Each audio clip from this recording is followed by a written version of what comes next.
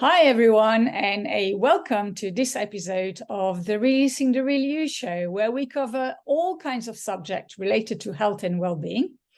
And if you haven't yet subscribed to the channel, do so now, and then you will be updated on all the upcoming episode, and feel free to go and watch previous ones as well. But today I'm really excited because I've got Tracy Ross with me, and today we're going to talk about a little bit of a different subject that you might think that is not directly linked to health and well-being, but we're going to talk about organizing ourselves, our space, and maybe some more. So Tracy is a professional organizer. For the last 13 years, she has been supported clients to simplify daily life and boost their well-being by simplifying their home organization. So that's where the link is. So warm welcome, Tracy. Thank you so much for inviting me, Anne. I'm really excited to be here today. I know there's lots of crossovers between what we do, but with the connection particularly being on well-being. Definitely. So tell me a little bit more about what, a professional organizer does, but also how did you get started? Because I'm sure you did something else before. I did. It's quite interesting because when you tell people that you're a professional organizer, there's a real curiosity about what you actually do and what's involved with it. So before I started the business 13 years ago, I was working in marketing for 18 years. And I always wanted to work for myself, and I wanted to focus on a service that I knew would really add value to people's lives. And I can safely say that I've always been organized, and I've always enjoyed the benefits of having organizational systems in place. And it's just allowed me that freedom in my mind to focus on other areas, which, being a busy working mum has been really important.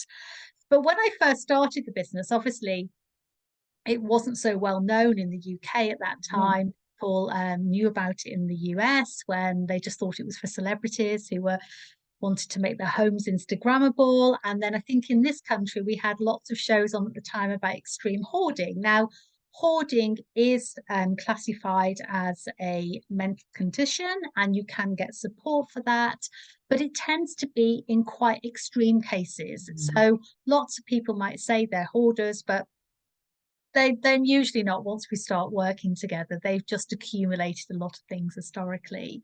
So, but then 13 years later, there's been lots of changes, and people understand the benefits of creating a simple home environment where they can find what they need when they need it, and they have simple systems in place so they don't feel like they're firefighting all the time. And I found this has become really important, particularly since the lockdown, when we all spent that really intensive time in our spaces at home, started to use the spaces in different ways. Suddenly your kitchen became your exercise space, or working from home, or homeschooling. So the way we use our space has changed dramatically. But for me, as a professional organizer, it's not simply about the space, it's really about how we feel about the space. And that's where the connection comes with our mindset. So, and I'm going to talk a little bit about that later. But so what I essentially do is I come in and help people to understand the way they use their space, what's important to them, and then help them to declutter and organize their space, set up effective organizational systems, review daily habits and routines, and that comes on to help maintaining control. And we talk a lot about purchasing behavior, having that awareness of what's coming into the home. Yeah, that's really, really interesting. And it's also probably about maintenance afterwards as well, or consistency afterwards. I remember. So I'm going to put my hand up. I've always been a messy person. That's okay, no judgment. I used to have a poster on my bedroom growing up, a Snoopy poster. I love Snoopy, and it said, with a very messy room, and it said "Love it or leave it." But at the same time, in my mess, I always know where everything is, which is quite interesting. but sometimes it becomes too messy, and you're right, you know, it does affect my mood, my well-being, my energy levels, my focus, and everything else when it's too bad. And then I get into this frenzy of, let's sort things out. Yeah, yeah. And I'm sure lots of people have that at some point where, you know, it's just too messy and they can't get on with it anymore. Yeah, they do. And that's the point where they want to make a start and want to make a change, but then finding it very difficult to get started. And that's when working with a professional organizer works really well, because I can either tell you exactly what to do yourself, so I can, you know, create you a list, you just work through the list, or I work side by side with you and just guide you every step of the way. And that works really well because it allows people to reflect and talk about what's going on in there, because the stuff is the stuff, but often it's kind of like we just get a chance to talk. And a lot of people say working with me is kind of like therapy, but with an added bonus that you get stuff done at the same time. So we talk about all kinds of things because they know it's a confidential service. I don't talk about things with my clients outside of that session, but we're actually got a benefit of we're actually organizing as we're talking. So that's quite a nice thing, that they're not only decluttering their space, but they're also decluttering their mind when we're together. And that's definitely an interesting one. And I think, you know, like working with me is just so much easier when you work with someone, as opposed to, you know, we kind of all know what to do and even how to do. Yes. Up to a point.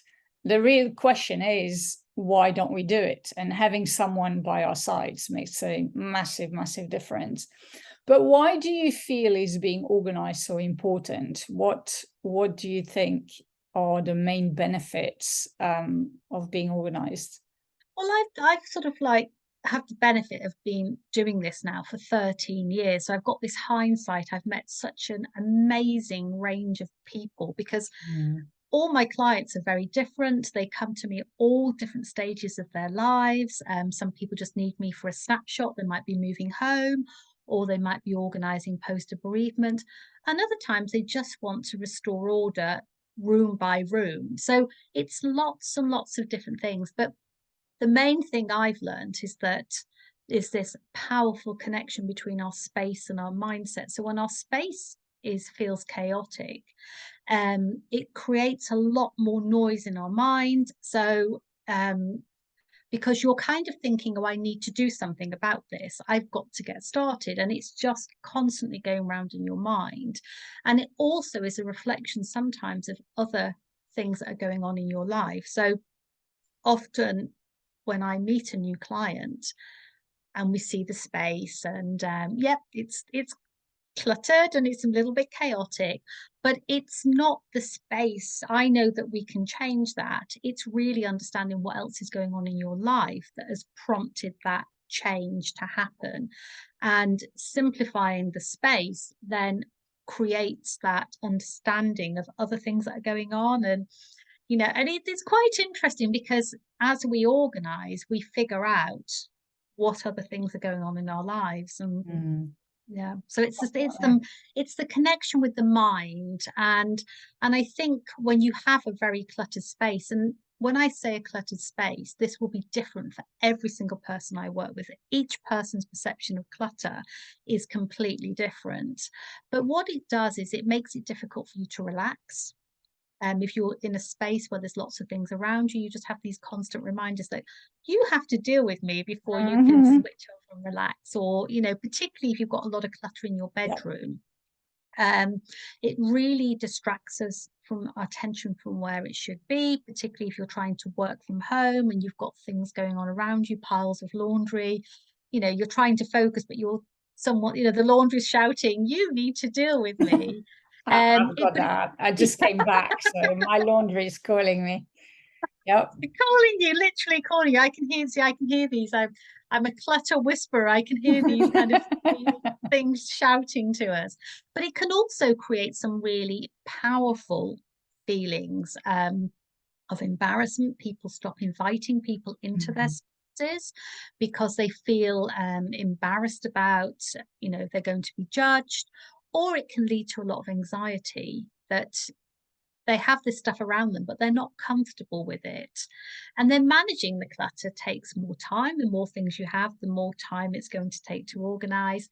Can cost more money because often you maybe don't have your paperwork in order. So you might miss deadlines or might not be on the best deals. And it just generally creates a lot more noise in your life that you don't need. And I think when I talk to people about decluttering, a lot of people think it's about lack. They think it's about living this minimalist lifestyle where you're not allowed to have anything. It's not Mhm. about that at all. It's about really understanding within everything that you have what's truly important, what do you really need, and what has just been accumulated over time. And most of the time when I'm speaking to people and helping them to organize, we're not dealing with things that they've come into their home immediately. It's been over years of Yeah. historic build-up, and it's understanding those behaviors about what's coming in that's really important.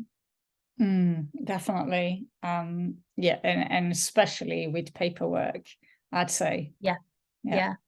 And also I think people, we've been led to believe sort of in modern life that more choice is a good thing, but often too much choice Mhm. can leave you paralyzed to Yeah. make decisions because, if you know what you're going to have for breakfast every day, I'm not saying you eat the same thing every day, but if you kind of think, oh, Mondays I'm going to do this and Tuesdays I'm going to do this, if you have an idea what you're going to do, um, it's much simpler. You just get up and you make your breakfast. Whereas if you don't know that and you've got a choice of 10 things every morning, you have to make a decision of this wide choice of what you're going to do. And if you replicate that throughout your It's day, draining, it's 100% it's draining. exhausting. Yeah. It's exhausting. So more choice is not always a good thing.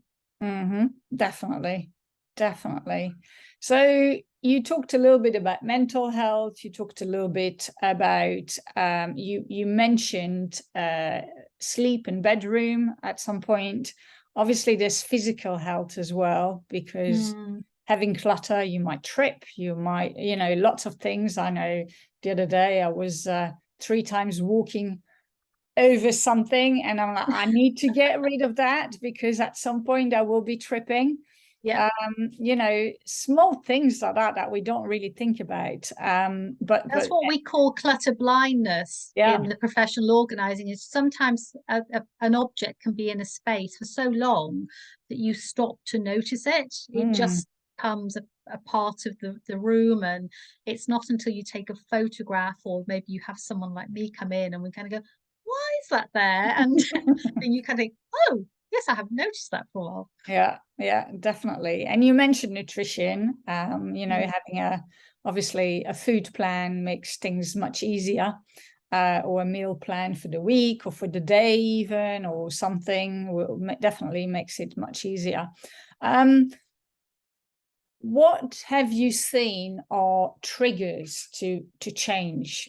I see with my clients, they come to me because something happened, something, came up that finally made them want to make a change. And quite often, and it's at different stages of life, but Mm. it can be, wanting to date, or the breakup of a relationship. It can be wanting to find a new job. It can be the menopause.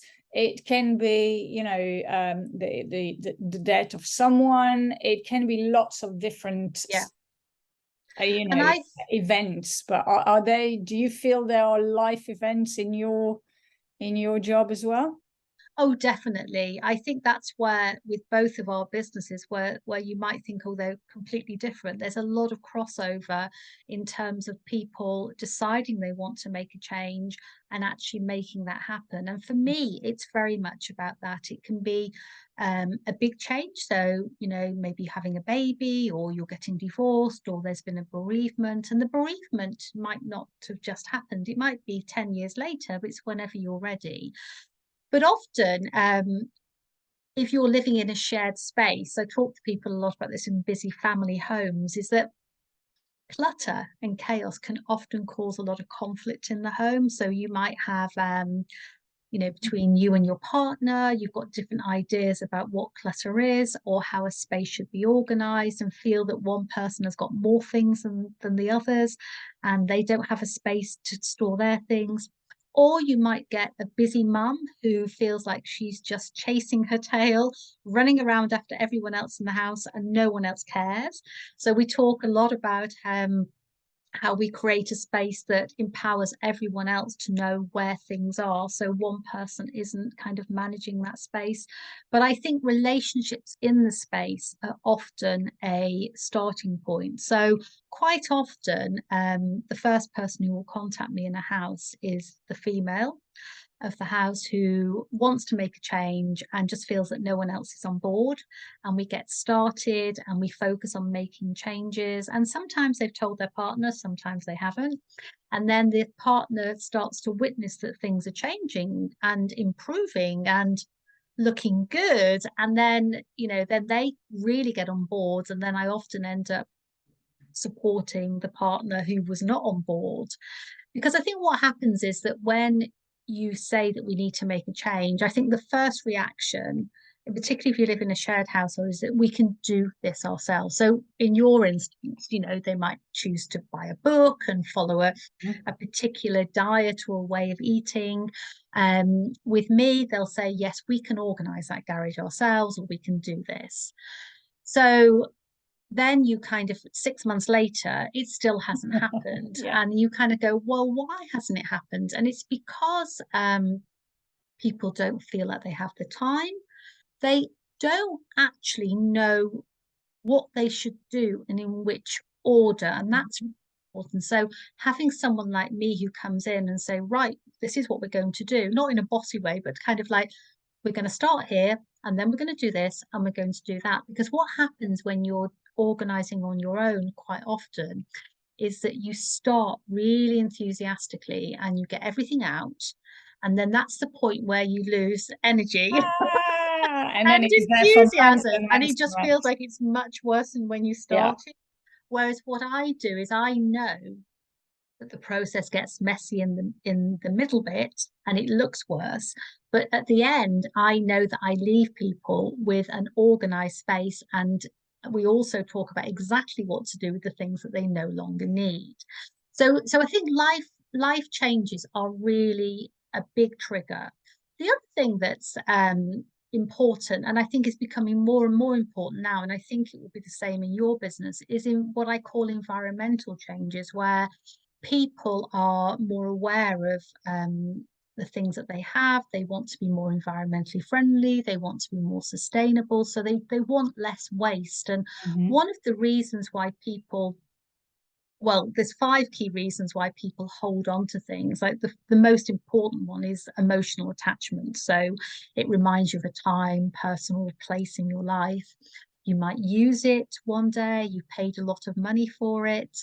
It might be useful, one day you're going to read it, you're going to make it. But one of the biggest ones as well is that people don't want things to go to landfill. I call them my landfill guardians. So they keep it in their cupboard or their wardrobe so it won't go to waste. So I think sustainability is becoming more and more important to people, and that's a trigger. So people are looking at more ways they can be more environmentally friendly in their home in terms of cleaning products, reducing this massive 30 different cleaning products down to maybe 2 or 3, like multi-purpose, looking at ways. You always wonder, right, what the difference is, except for the smell between the kitchen one and the bathroom one. I'm sure it's the same with a different label on it and a different smell. It doesn't look any different. And it's quite interesting, isn't it, when you see a lot of the environmental products, because what you get essentially is a sachet or a pouch and you just fill it with water. So it's kind of like, it does question you, kind of thinking, well, okay, it reduces the plastic and it reduces waste. And the same with food, isn't it? I think that's why I'm such a big supporter of meal planning, because it saves time, but it saves you money on your shopping bill, because you're not having that constant items that Mhm. are in the fridge and are not getting used, particularly with fresh items. So I think environmental factors are really important as well, and obviously people's organising beliefs. So I often have people who come to me who say they've never been taught how to organise. They've had parents who organise for them, so they Yeah. didn't have to learn. And as adults now, they're not quite sure how to organise their space. So, you know, I kind of teach them simple ways that they can organise Mhm. that suits their lifestyle. I remember when my nieces were small, it was always tidy up time Yes. before bath time. It Yeah. was tidy up time, and you know, sometimes they'll leave something, you know, lingering around us, and who's gonna, you know, are you not gonna pick it up? Nah, someone will do it. And you know, The fairy. the fairy, yeah, exactly. I said, oh, that's great. Send it my way as well. Yes. But yeah, Well, you that's do. You are right. You know, sometimes when you're in the middle of something, it looks worse than it is. I mean, I know that one.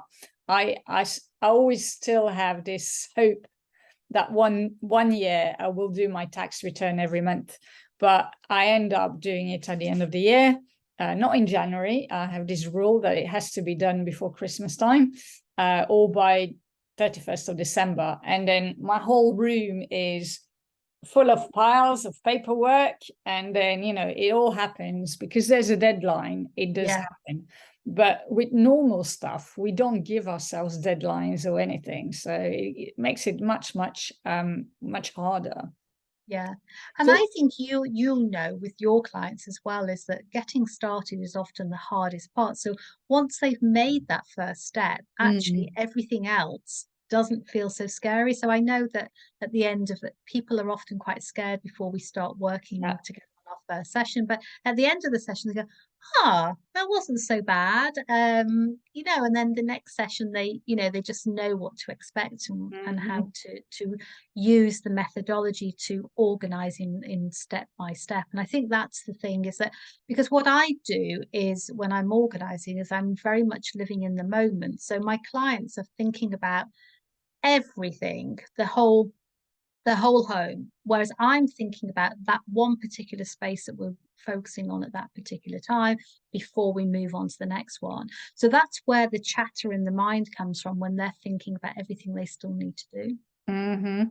Definitely. So what would be your few tips on how to get started, except for giving you a call, obviously?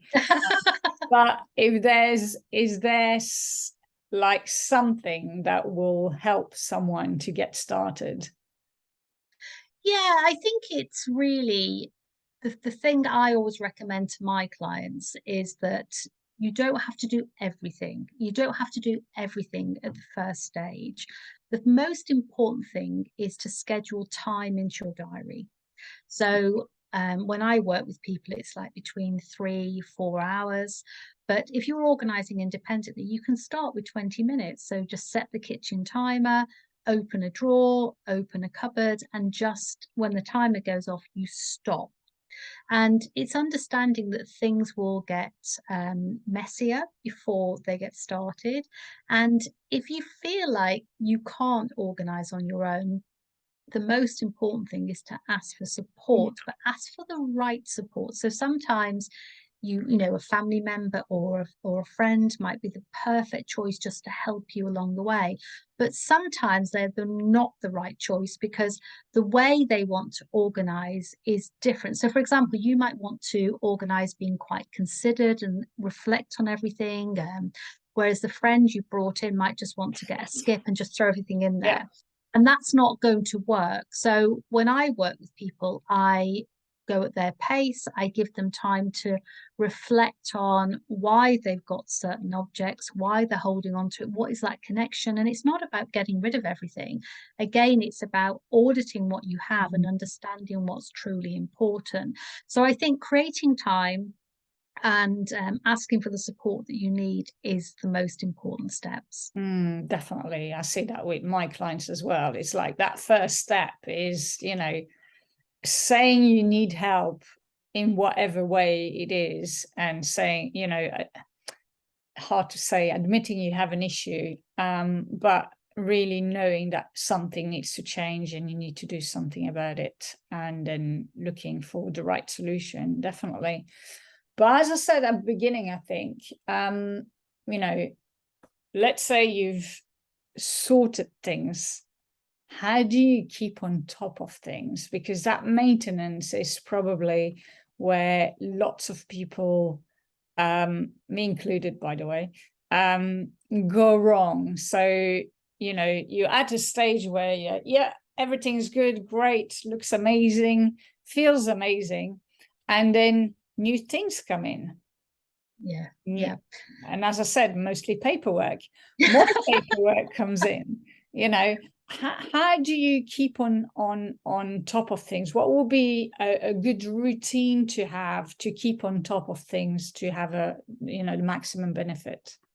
I think it's a really good point. And I think so the first stage is kind of auditing and editing what you have. So it's understanding in each space that, you remove from the space what is no longer needed, and as much as possible recycle that to appreciative new homes.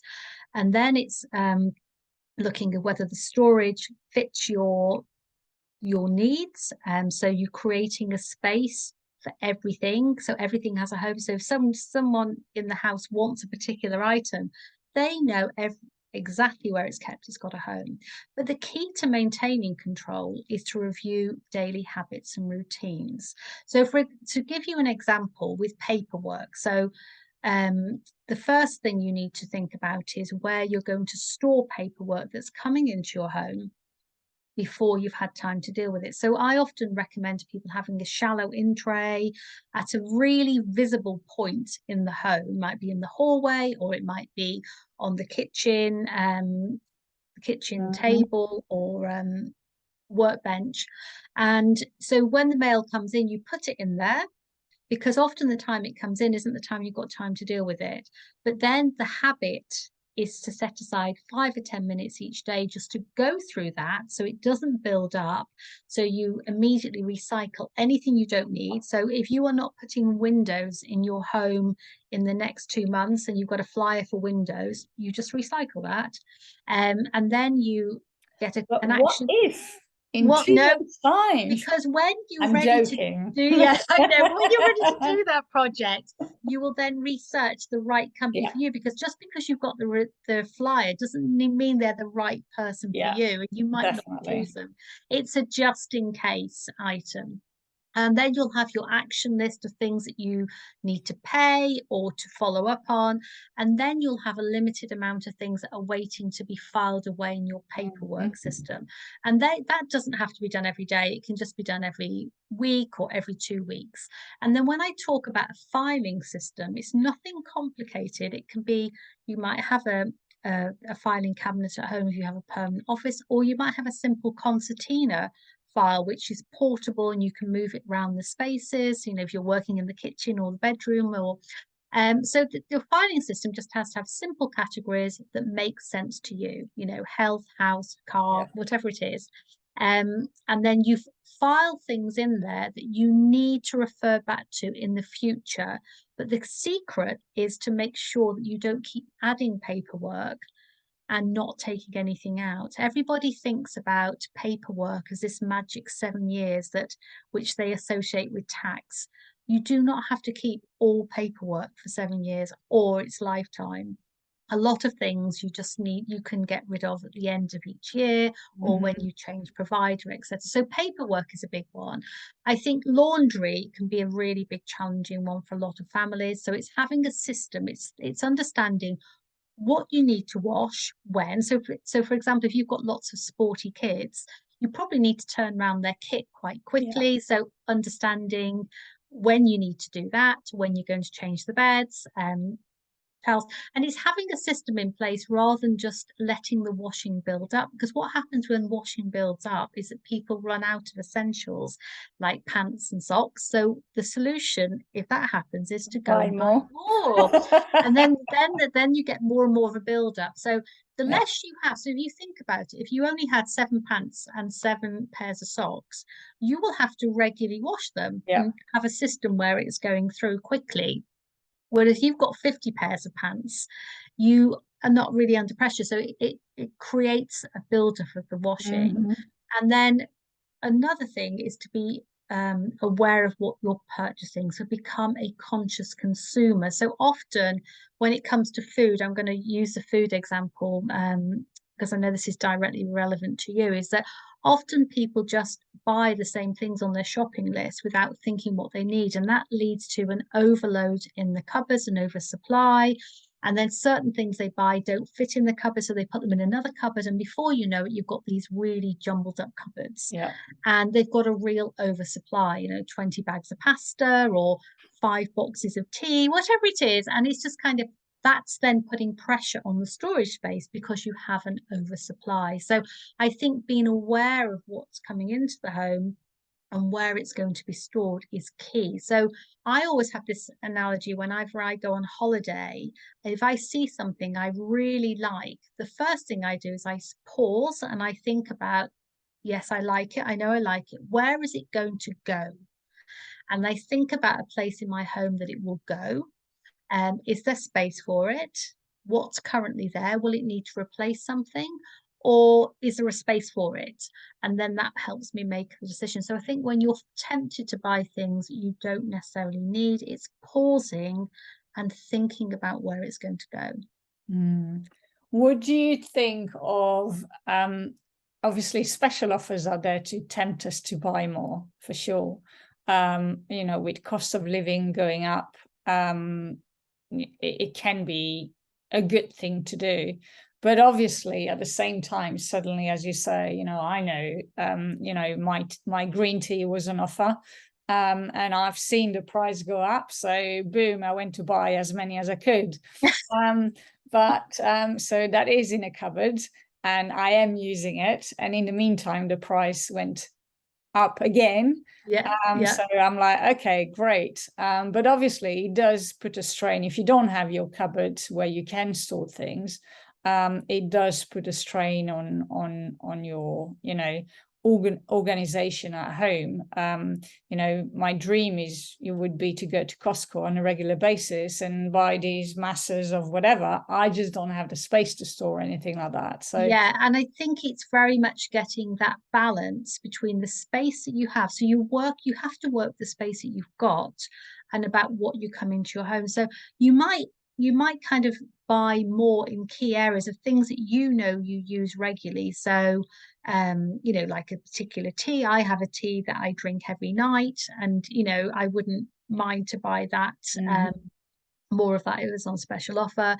The other thing to bear in mind is about subscriptions, and this kind of really escalated during the lockdown, where people would sign up to subscriptions, particularly when things became scarce, like toilet rolls. So, and suddenly, every month they've got 48 toilet rolls coming in, and it's kind of figuring out how many do you need. So I have a toilet roll delivered. I'm not on a subscription, but I know how long my delivery lasts. So it's understanding how long that delivery lasts, because otherwise what happens is that you suddenly see people with toilet rolls in all kinds of relevant places and not relevant places in their home because they've got an oversupply. So again, it's looking at your subscriptions, making sure that the frequency is right and you're not ordering too much, because if you order too much, then you're going to have more visual clutter because the storage space that you have won't be able to cope. Yes. No, I remember I signed up for a organic free from whatever deodorant, and their schedule was nowhere near my usage. Yes. So yeah. I got so frustrated. I unsubscribed because it was just stacking up, which was really not fun. I think the key thing with that, what I often say to people is try the product. So make sure you like it before you commit to a subscription, because actually you might try it and find you don't like it. But then if you do find you like it, understand how frequently you need to buy it, and then whether you need a subscription or whether it's you just buy it ad hoc. I think it's just that understanding, really. Yeah, definitely. Oh, 100% agree with that. Yeah. Fantastic. So we learned a lot here today about how to get started, but also how to get on top of things, which is the most important thing. And yeah, I do agree that when your place is, organized, you just feel better. You can breathe. Yes. There's Yeah. something about this feeling. You might not even realize while you, as you say, you got that clutter blindness, but once it's sorted, you just feel like a different person, that you can start doing other things as well. So I feel clutter often holds you back from doing other things in life. I think so. And I think my clients, when we finished an organizing session, I kind of visibly see a physical change in them. So they kind of sort of feel a bit weighed down. And then at the end, they feel much lighter. And they often say, I can breathe. Yeah. Because they feel that space, and it's quite a nice feeling. Definitely. Fantastic. Well, where can people get hold of you? I know all the details will be, in the details of the in the comments in the on the YouTube channel. But if someone wants to get hold of you, I know you quite a lot on different social media platforms. What's your preferred one? Obviously, you've got a website. Where can people easily get hold of you? Yeah, so I think if people want to have more details and find out a little bit more about me and the blissfully organized methodology, going to the website. There's lots of information there that you can see. But if you want sort of daily tips and advice, then you can follow me on Facebook, Blissfully Organized, or on Instagram. Those are the two that I do most regularly. And that's just kind of lots of tips and advice and really bite-sized things. And then I'm always really happy for people to contact me directly. Don't let this fear that you can't organize hold you back. We can have a conversation. I can tell you exactly how it works. So just so you've got a better understanding of how it's going to work for you. And today I was talking about there's lots of different things that, if you haven't got time, I can organize your space for you. If you want to organize independently, I can come along and tell you exactly what to do. And I then also work side by side people who like to have that comfort and have the time to talk about what's going on as well. So there's lots of different ways that you can work with me, but please do make contact at tracy@blissfullyorganized.co.uk to send me a message, and I'm happy to come back to you. Fantastic. Well, thank you very much, Tracy. It was great and very enlightening. And to everyone watching, I hope you enjoyed this episode. And as I said at the beginning, feel free to subscribe to the channel and you'll be kept updated on the next episodes coming up.